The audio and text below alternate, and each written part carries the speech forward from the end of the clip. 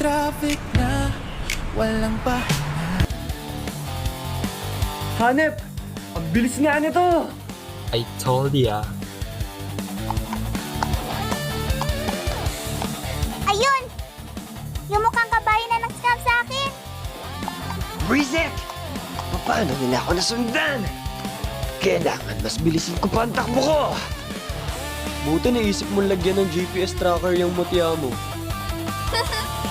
Siyempre, brainy kaya ako. Brainy pero nagpas kami, no? Nasa 70 km per hour ang usual na takbo ng isang kabayong pangkarera.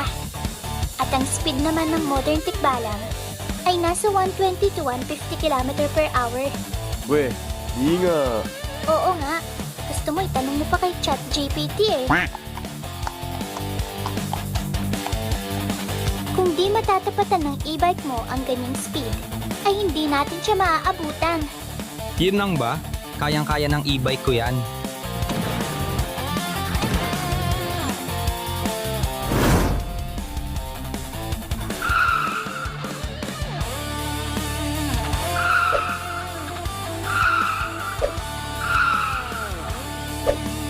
Gosh!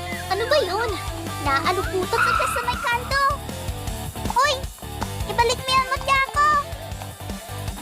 Hoy, scammer! Ibalik mo yung mutya! Putek! Ba't ang bilis naman ng e-bike na yan? Naaabutan na ako! May truck!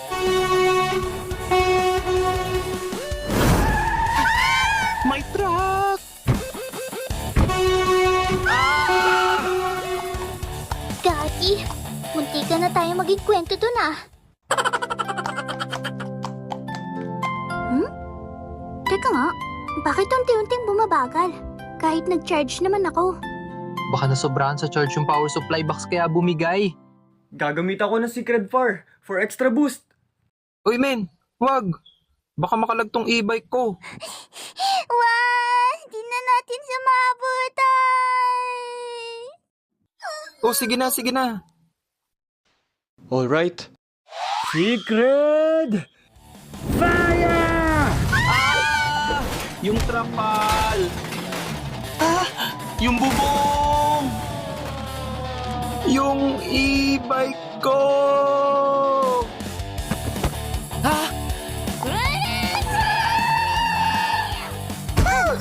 Kabayo ka! Ibalik mo mutya